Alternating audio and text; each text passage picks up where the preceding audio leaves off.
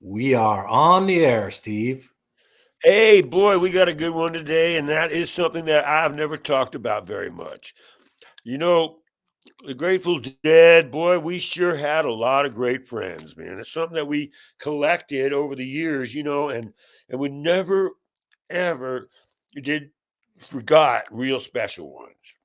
I've mentioned them before, but here is a show we were doing. This is a little shot of Mickey and Bobby just going up the steps at RFK. Look how close that venue was to right in the heart of Washington, D.C. There's the Capitol, the White House is right back there, and so is the Washington Monument. What a beautiful city Washington is, and so dedicated to the history of our great country. And so there we are playing at RFK Stadium in 1986, a hot summer day, I believe it was, and all our friends were there. Now, this is the honored Stooges. I have told you about him before. He was a prankster. He was called Stooges because he was reminded everybody of all three Stooges at once, and Kesey gave him that name. Now, the first time that I ever came in contact with him was when I was just coming around, and Ramrod told me the story about how him and Johnny Hagan and Kesey were driving the prankster bus down in Mexico. Just the three of them were on there, and they got busted at a crossroads. And Kesey had this jar of Skippy peanut butter with weed in it, and they ran in every direction. Kesey got away. Ramrod got caught with the jar and Johnny, and they went to the penal for an unknown sentence. Now, Stooges had been raised in Washington, D.C., so he went back there to live now at this time in his life.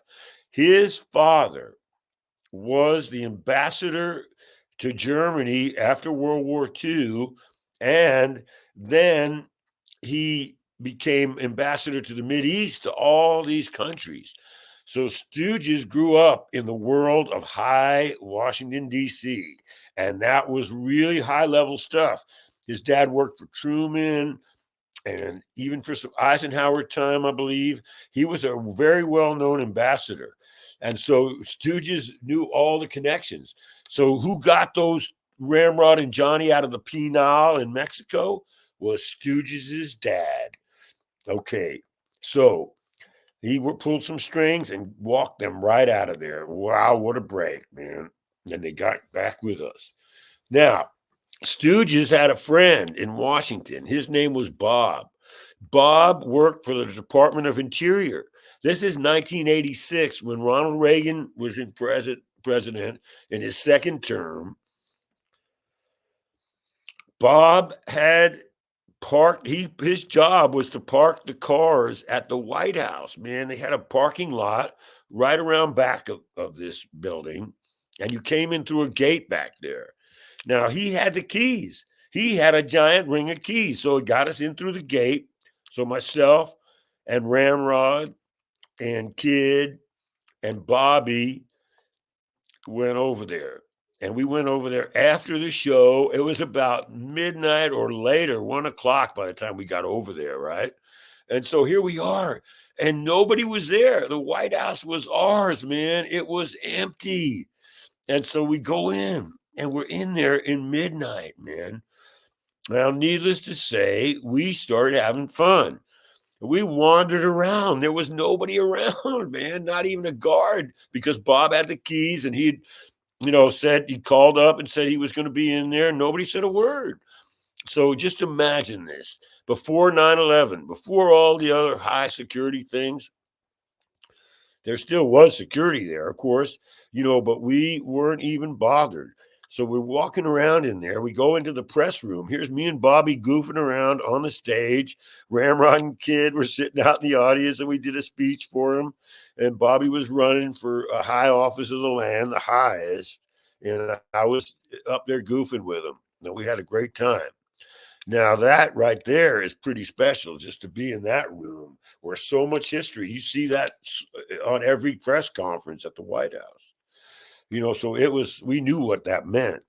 Now, also, I got a little tired about this time. We'd been working all day, and so there we are. This is in the Oval Office of Ronald Reagan. Right at my feet here were the famous desk, and uh, we were just cracking up. So I just laid down like I was taking a nap, and Ramrod had his camera. He snapped a picture, and man, it was comfortable on there. That's a nice piece of carpet and immaculately clean in there. And there was some big jelly bean, a big jar of jelly beans on the desk. And we helped ourselves to a couple. Uh, and I think by accident somebody might even had lit up a pipe or had a quick smoke, because it started smelling in there like a little bit skunky. And so we didn't stay in there very long. We didn't do any damage, but what a beautiful room. It is an Oval Office, and it looks out on the garden right out there. It's a beautiful spot. And I felt so good stretching out there, right there. It had been a hard, long day playing over at JFK Stadium, at RFK Stadium, excuse me. Now, you'll see what we did later that night was really special. We partied in there, just the four of us. And then we finally made it back to the hotel. The first time that we were ever at the White House, this was not the first time. It was when Jimmy Carter was president, 1976. We went over there and they were there. He was there that day and he was talking to the band downstairs. And one of his sons, he had three of them, took us up to the roof. Now, this is the roof of the White House, right where we were. We came up, you come up there, and there's this little apartment up there. You come out of there, and that portico is right on the roof, man. And we leaned on that balcony right there, and we lit up. We lit up the finest California marijuana that we always had with us. And we had a great smoke. And as we were up there chatting, Jimmy, if he won that election, he was running against Ronald Reagan, and the Iran hostage situation was going on at the time where they had taken our people from the embassy in Tehran. Jimmy was fighting hard to get them off of there and release them and get them brought home. It wasn't working. Turned out later there was some dirty strings pulled by the opposition party, and Jimmy didn't get in a second term. Because if he got a second term, first thing he was gonna do was legalize cannabis, marijuana. Boy, am I sorry about that. But we did smoke up there, and it was an open, free time. On the roof of the White House at that time, they had solar. Jimmy was so into it. Jimmy Carter had solar panels and was starting to run the White House on clean energy. Just imagine the way we could have gone, certain crossroads in history.